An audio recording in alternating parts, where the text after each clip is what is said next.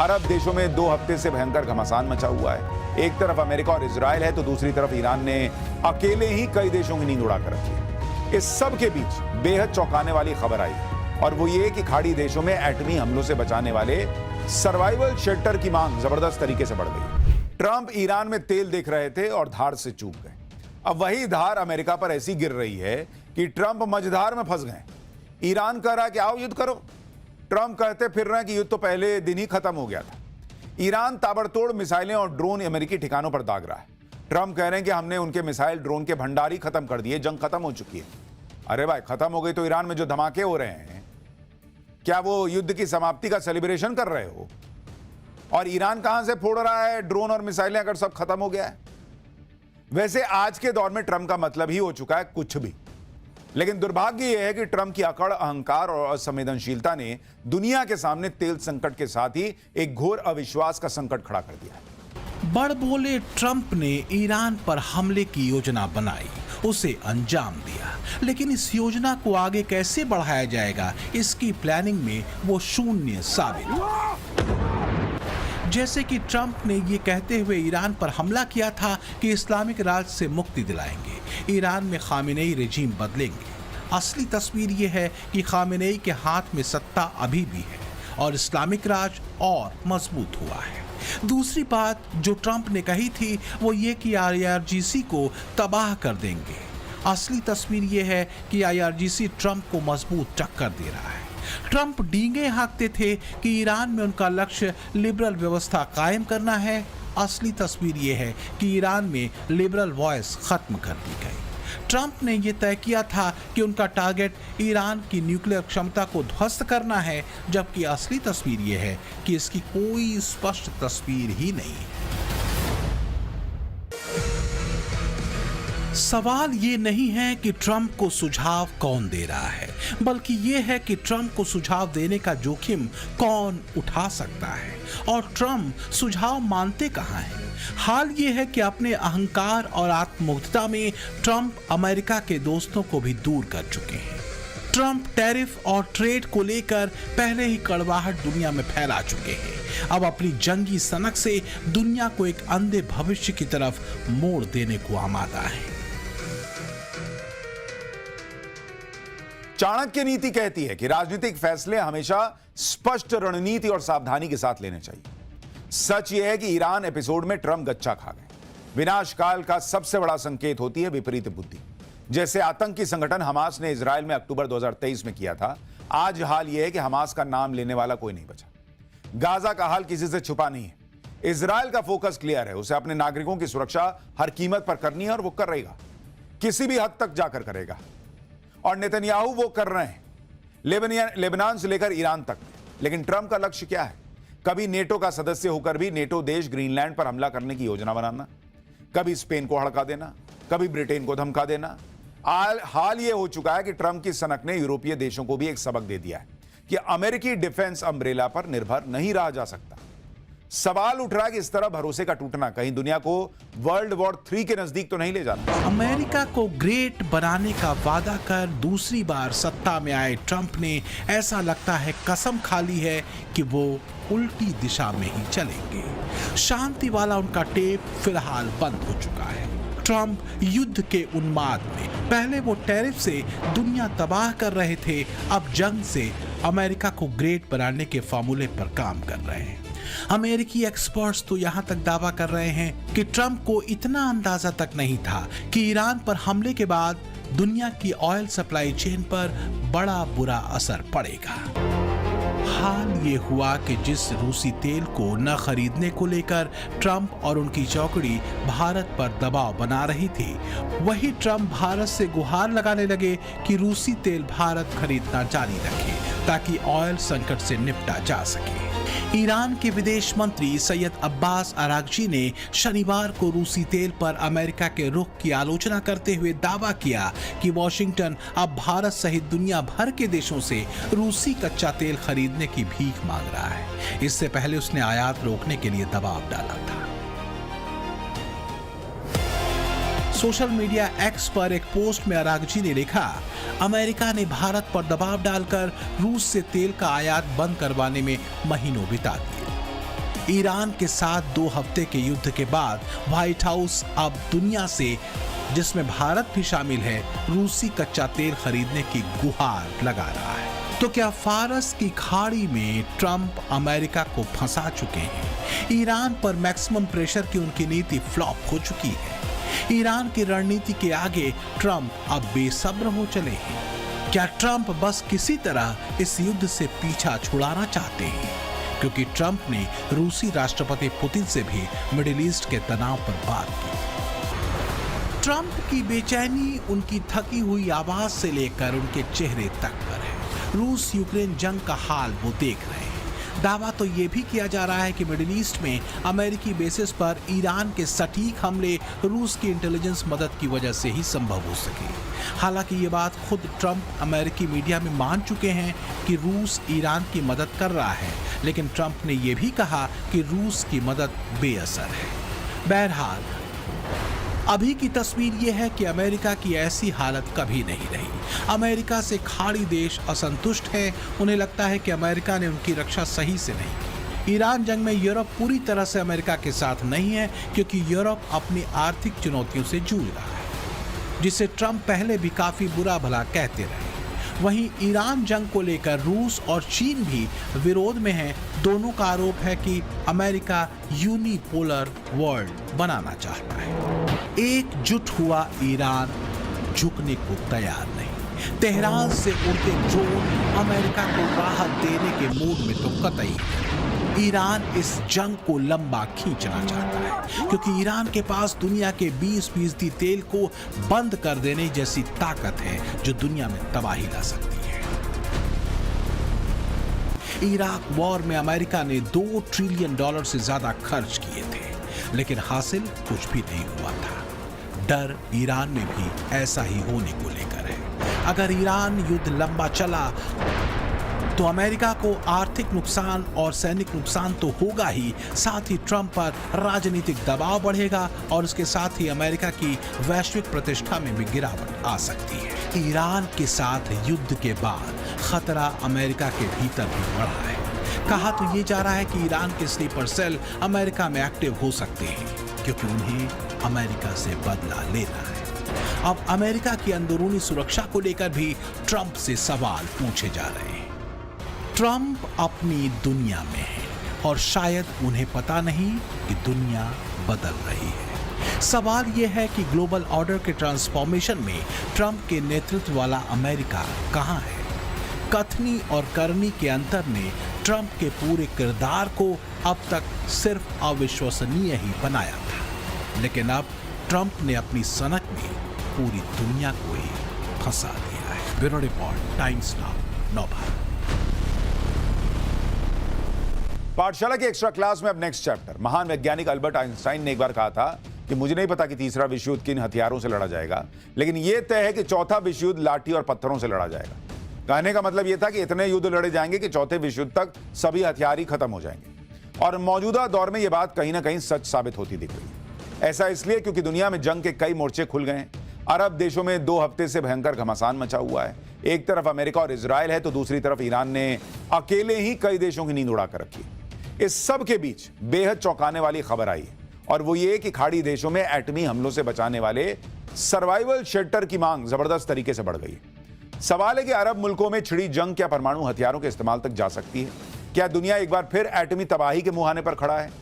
क्यों ये सवाल उठ रहे हैं, इस सुपर एक्सक्लूसिव रिपोर्ट में देखिए। एक धमाका और सब खत्म। आग का गोला जिसकी तपन सूरज की गर्मी से कई गुना ज्यादा होती है। जिस जगह धमाका होता है वो जमीन सदा सर्वदा के लिए बंजर हो जाती है। पल भर में हवा ऐसा हथियार बन जाती है जो इंसान ही नहीं, इंसान की तामीर की हुई हर चीज को खाक में मिला देती है। 6 अगस्त 1945। 6 और 9 अगस्त की तारीख थी जब अमेरिका ने जापान के 2 शहरों में बर्बादी का ऐसा मंजर दिखाया था जिसने पूरी दुनिया को झकझोर दिया। जापान के हिरोशिमा और नागासाकी शहरों पर अमेरिका ने परमाणु बमों से हमला किया। इस हमले में हिरोशिमा की 3.5 लाख की आबादी में से 1.5 लाख लोग पल भर में राख के ढेर में तब्दील हो गए थे। तो सवाल यह है कि क्या दुनिया फिर एक बार ऐसी ही तबाही के मुहाने पर है? क्या अमेरिका और ईरान यही चाहते हैं? क्या अरब में छिड़ी जंग का आखिरी अंजाम यही होने वाला है? 81 साल बाद क्या दुनिया एक बार फिर से एटम बम से तबाही के मुहाने पर है? यकीन मानिए, हमारी सरहद से महज 3000 किलोमीटर के फासले पर बरस रहा बारूद अब उस मुकाम तक आ पहुंचा है जहां से धरती को दहलाने वाली साजिशों की शुरुआत होती है। 2 हफ्ते से जंग छिड़ी हुई है। कहने को सिर्फ अमेरिका और ईरान लड़ रहे हैं, लेकिन इस युद्ध की तपेश आधी दुनिया शिद्दत से महसूस कर रही है और ये खौफ अब और बढ़ने वाला है। जानना चाहते हैं क्यों? तो दुनिया के अखबारों की इन हेडलाइंस को देख लीजिए, जिनमें एटम बम के धमाके का खौफ साफ नजर आ रहा है। इसे ऐसे समझिए, दुनिया में बम शेल्टर या बंकर्स की मांग कई गुना बढ़ गई है। बंकरों की ज्यादातर डिमांड खाड़ी देश बहरीन, कतर, कुवैत और यूएई से है। अमेरिका में भी बम शेल्टर बंकर्स की डिमांड में कई गुना बढ़ोतरी हुई है। यह दावा अमेरिका के रॉन हबर्ट का है, जो अमेरिका के टेक्सास में कई दशक से बम शेल्टर बनाने वाली कंपनी चला रहे हैं। कंपनी का नाम एटलस सर्वाइकल शेल्टर्स है। रॉन हबर्ट के मुताबिक अमेरिका और ईरान की जंग जैसे जैसे आगे बढ़ रही है, दुनिया के अलग अलग देशों से एटम बम से धमाके से बचने के लिए शेल्टर्स की डिमांड लगातार बढ़ रही है। सवाल ये है कि ये बंकर कैसे होते हैं और किस चीज से बने होते हैं। सवाल ये भी है कि क्या इन बंकरों में रहते हुए परमाणु हमलों से बचा जा सकता है। युद्ध के दौरान हमलों से बचने के लिए बंकर का चलन कई देशों में पहले से ही है। ज्यादातर देशों में इस तरह के बंकर कंक्रीट से बनाए जा सकते हैं, तो कई जगह इन्हें फैक्ट्री में लोहे से तैयार किया जाता है और फिर उन देशों तक भेजा जाता है जहां युद्ध छिड़ा हो। एक साधारण बैकयार्ड बंकर में 4 लोग जमीन के नीचे लगभग 1 सप्ताह तक रह सकते हैं। यह बंकर बम धमाकों और किसी भी रेडिएशन से बचाता है। इसकी कीमत लगभग $25,000 होती है। रुपए के हिसाब से देखें तो करीब 23 लाख तक। इसमें एडवांस मॉडल के लोग कई साल तक रह सकते हैं, लेकिन ऐसे बंकर की कीमत करोड़ों में हो सकती है। अमेरिकी कंपनी के मुताबिक खाड़ी देशों से लगातार न्यूक्लियर हमले के दौरान बचने वाले बंकरों की डिमांड आ रही है। ईरान के करीब सभी पड़ोसी देश बंकर बनाने का ऑर्डर दे रहे हैं, लेकिन सवाल यह है कि क्या वाकई अमेरिका एटमी हमला कर सकता है? अरब देशों में छिड़े युद्ध के बाद दुनिया 2 धड़ों में बढ़ती नजर आ रही है। एक तरफ वो देश जो इजराइल और अमेरिका के साथ है, तो ईरान का समर्थन करने वाले देशों की भी कमी नहीं है। रूस, चीन और उत्तर कोरिया जैसे देश खोलकर ईरान पर हमले का विरोध कर रहे हैं। रूस के राष्ट्रपति व्लादिमीर पुतिन पहले दिन से ही ईरान पर अमेरिका और इजराइल के हमलों का विरोध कर रहे हैं। चीन पर भी ईरान को चोरी से हथियार देने के आरोप लगते रहे हैं। इन सब के बीच उत्तर कोरिया के तानाशाह किम जोंग उन ने भी ईरान का समर्थन कर दिया है। उत्तर कोरिया ने अमेरिका इजराइल के ईरान पर हमलों को अवैध बताया और इसे ईरान की संप्रभुता का उल्लंघन बताया। उत्तर कोरिया मानता है कि सर्वोच्च नेता चुनने के अधिकार ईरान को हैं और वो इसका सम्मान करते हैं। ईरान और उत्तर कोरिया की पुरानी दोस्ती है। 1980 के दशक में ईरान इराक युद्ध के दौरान उत्तर कोरिया ने ईरान को हथियार दिए थे। ईरान जिन मिसाइलों से अरब देशों को निशाना बना रहा है, उस मिसाइल तकनीक के पीछे भी उत्तर कोरिया का हाथ माना जाता है। इसके साथ ही नॉर्थ कोरिया के तानाशाह किम की एटमी सनक से दुनिया वाकिफ है। जाहिर है, अगर किम ईरान के साथ खुलकर मैदान में उतरता है तो एटमी हथियारों के इस्तेमाल से इनकार नहीं किया जा सकता। रही बात रूस की, तो प्रेसिडेंट पुतिन कई बार परमाणु हथियार दागने की बात कह चुके हैं। रूस और यूक्रेन की जंग को 4 साल हो चुके हैं। इस दौरान कई ऐसे मौके आए जब राष्ट्रपति पुतिन ने यूक्रेन और यूक्रेन के कंधे पर बंदूक रखकर मॉस्को को धमकाने वाले देशों को एटमी हथियारों की धमकी दी। प्रेसिडेंट पुतिन ने जो कहा वो काफी हद तक सच है। रूस के पास परमाणु हथियारों का एक बड़ा जखीरा है। यह बात किसी से छिपी नहीं है। हाल ही में रूस ने अपने न्यूक्लियर टॉर्पीडो का कामयाबी से टेस्ट कर लिया था। लेकिन सवाल यह है कि अगर रूस और अमेरिका के बीच एटमी जंग होती है तो क्या होगा? तो इसे इस तरह से समझा जा सकता है, दुनिया में जितने परमाणु हथियार हैं उनमें से 90% से ज्यादा रूस और अमेरिका के पास हैं। दुनिया के दोनों ताकतवर देशों के बीच परमाणु जंग में आसमान कुछ इसी तरह से नजर आएगा। हजारों मिसाइलें आसमान में उड़ेंगी जो धरती पर तबाही का ऐसा मंजर लाएंगी जिसे काबू करना किसी के वश में नहीं होगा। परमाणु धमाके से उठने वाला काला धुआं धीरे धीरे धरती के बड़े हिस्से को ढक सकता है। सिर्फ 15 दिन में धरती के बड़े हिस्से से सूरज की किरणें गायब हो जाएंगी, जिसका असर यह होगा कि धरती का बड़ा हिस्सा जिसमें तापमान कई गुना नीचे जा सकता है और इससे करोड़ों लोगों की मौत हो सकती है। और यह बात हम नहीं कह रहे हैं, यह रिपोर्ट उन वैज्ञानिकों की है जिन्होंने जिंदगी का बड़ा हिस्सा धरती को परमाणु हमलों से बचाने में लगा दिया। यानी एक धमाका धरती पर कहर बनकर टूट सकता है, मानवता पर सबसे बड़ा खतरा हो सकता है, जिसमें सिर्फ युद्ध लड़ने वाले देश ही नहीं बल्कि वो देश भी तबाह होंगे जिनका इस जंग से कोई वास्ता नहीं है।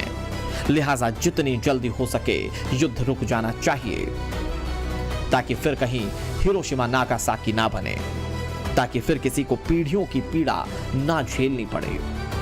उम्मीद है ईरान से बहरीन और कतर से कुवैत तक बरसता बारूद जल्द थम जाएगा, अमन का रास्ता निकलेगा। दुनिया ने अब तक सिर्फ एक बार एटम बम की तबाही देखी है, वो भी तब जब द्वितीय विश्व युद्ध के दौरान में अमेरिका ने जापान के 2 शहरों हिरोशिमा और नागासाकी पर एटम बम गिराए थे। जापान से कई गुना ज्यादा ताकतवर फौज होने के बावजूद भी अमेरिका को एटम बम का सहारा लेना पड़ा था। सवाल यह है कि क्या इस बार भी ईरान के मामले में ऐसा हो सकता है? ईरान पर बरसते अमेरिकी और इजरायली बारूद की वजह खामेनेई की एटमी ख्वाहिश थी। ईरान हर हाल में परमाणु बम बनाना चाहता था। अमेरिका को यह रत्ती भर भी बर्दाश्त नहीं था। यही वजह है कि पिछले साल अमेरिका ने ईरान के एटमी ठिकानों पर बंकर बस्टर बम बरसाए थे। बावजूद इसके ईरान ने अपनी एटमी जिद नहीं छोड़ी। लिहाजा अमेरिका और इजराइल ने ईरान की एटमी जिद को परमानेंट सर्जरी करने में ही भलाई समझी। लेकिन खामेनेई के खात्मे के बाद भी जंग थमना तो दूर, ये कई गुना भड़क चुकी है और अमेरिकी राष्ट्रपति डोनाल्ड ट्रंप बार बार इशारा कर रहे हैं कि यह युद्ध ऐसे ही खत्म नहीं होगा और अभी तो अमेरिका का असली वार बाकी है। अमेरिकी राष्ट्रपति डोनाल्ड ट्रंप बार बार कह रहे हैं कि ईरान पर अभी अमेरिका का असली प्रहार होना बाकी है। तो सवाल यह कि क्या अमेरिका ईरान पर एटमी हथियारों का इस्तेमाल कर सकता है? अगर ऐसा होता है तो तबाही का मंजर क्या होगा? इसे ऐसे समझिए, अगर अमेरिका तेहरान पर एटम बम दागता है तो आग का ऐसा गोला उठेगा जिसकी जद में जो भी आएगा वो खाक हो जाएगा। यानी बिल्डिंग, पेड़ पौधे, इंसान, मकान, खेत खलिहान सब कुछ भस्म हो जाएंगे। और ये तबाही तेहरान में ही नहीं होगी, दमिश्क से लेकर बेरूत और बगदाद तक, यानी कि जहां तक रेडिएशन फैलेगा वहां तक सिर्फ बर्बादी ही बर्बादी होगी। वैसे तो अमेरिका ने 1992 के बाद से कोई परमाणु परीक्षण नहीं किया, लेकिन अमेरिका के पास ऐसे एटमी हथियार मौजूद हैं जो धरती के हर कोने तक महाविनाश ला सकते हैं। दुनिया का सबसे ताकतवर परमाणु बम अमेरिका के पास है, जिसका नाम है B-83। इसे B-2 बॉम्बर से गिराया जा सकता है। इसकी ताकत का अंदाजा इसी से लगाया जा सकता है कि जापान के हिरोशिमा पर गिराए गए बम 15 किलो टन TNT के बराबर थे। मतलब उस बम की ताकत 15,000 टन बारूद जितनी थी, जबकि B-83 बम की ताकत 1.2 मेगाटन TNT है, यानी कि करीब 12 लाख टन बारूद जितनी। इतना ताकतवर बम अगर कहीं गिरा दिया जाए तो पूरा का पूरा शहर पल भर में राख हो सकता है। यानी एक बटन दबाने से सिर्फ 1600 सेकंड में धरती पर ऐसी तबाही आ सकती है जिसे रोक पाना नामुमकिन है। सवाल यह है कि जब दुनिया के ताकतवर देश इसका अंजाम जानते हैं तो एटम बम की होड़ क्यों? ऐसा नहीं है कि दुनिया से महाविनाश के हथियारों के खात्मे की कोशिश नहीं की जा रही है। साल 1986 में दुनिया भर में लगभग 70,300 परमाणु हथियार थे, जिनकी संख्या साल 2000 में घटकर 38,000 और फिर 2025 में घटकर 12,241 रह गई। बावजूद इसके दुनिया पर एटमी तबाही का साया खत्म नहीं हुआ है। अमेरिका और ईरान की जंग की चौहद्दी जितनी बढ़ेगी, एटमी हमले की आशंका उतनी ही प्रबल होगी। मिडिल ईस्ट में छिड़ी जंग में अमेरिका से ही परमाणु हथियारों के इस्तेमाल की आशंका नहीं है। ईरान भी इसमें पीछे नहीं है। भले ही ईरान के पास परमाणु हथियार नहीं है, लेकिन ईरान पहले ही इजराइल के डिमोना परमाणु रिएक्टर को निशाना बनाने की धमकी दे चुका है। अमेरिका के हमलों के बीच ईरानी फौज के एक ऑफिसर ने कहा कि अगर अमेरिका और इजराइल ईरान में सत्ता बदलने की कोशिश करते हैं तो ईरान अपना आखिरी प्रहार कर सकता है। ईरान के इस बयान ने दुनिया भर में चिंता बढ़ा दी है। वजह यह है कि ईरान के पास भले ही परमाणु बम ना हो, लेकिन अगर डिमोना परमाणु रिएक्टर पर हमला हुआ तो वो किसी एटम बम धमाके से कम नहीं होगा। इस परमाणु रिएक्टर का निर्माण 1958 में शुरू हुआ। 1963 में डिमोना न्यूक्लियर रिएक्टर शुरू हो चुका था। इस रिएक्टर से इजराइल 26 मेगावाट से ज्यादा बिजली बनाता है। इजराइल की मीडिया रिपोर्ट्स की माने तो डिमोना रिएक्टर से अब तक लगभग 800 किलोग्राम हथियार ग्रेड प्लूटोनियम तैयार किया जा चुका है। इसके अलावा 6 दशक से जमा हुआ परमाणु कचरा और अन्य रेडियो एक्टिव मटेरियल भी वहां मौजूद हैं। इजराइल का यह रिएक्टर नेगेव रेगिस्तान में डिमोना शहर से करीब 13 किलोमीटर दूर स्थित है। इसके आसपास का हवाई क्षेत्र पूरी तरह से बंद रहता है। खास बात यह है कि डिमोना जॉर्डन की सीमा से लगभग 25 किलोमीटर, मिस्र से 75 किलोमीटर और यरूशलेम से करीब 85 किलोमीटर दूर है। ऐसे में ईरान की धमकी के बाद से ही पड़ोसी देशों में हड़कंप मचा हुआ है। यही वजह है कि खाड़ी देशों में एटमी बंकर की डिमांड जबरदस्त तरीके से बढ़ गई है। Bureau report, times now, Navbharat. Zero हमने इन्वेंट किया, हमने बताया दुनिया को, जहां योग है वहां रोग नहीं। सबसे पुरानी सभ्यता है हमारी। गुलामी से तो और देश भी लड़े भाई, पर आजादी के लिए अहिंसा का रास्ता बस हमारा था। अपने पसीने से जमीन सींचता किसान और घर में घुसकर मारने वाले जवान, बस इसी मिट्टी ने जने। इसके हाथ ने जब थामा जज्बा तो इतिहास रचे। कदम बढ़ाए तो चांद का वो हिस्सा चूमा भाई, जहां कोई कभी नहीं पहुंचा। आज पूरी दुनिया में शान से लहरा रहा है तिरंगा, और इसके पीछे है गर्व से भरी अनगिनत कहानियां जो लिखी जा चुकी हैं और लिखी जा रही हैं, जिन्हें मैं सुनाऊंगा राष्ट्रगर्व रोज शाम 6:25 पर।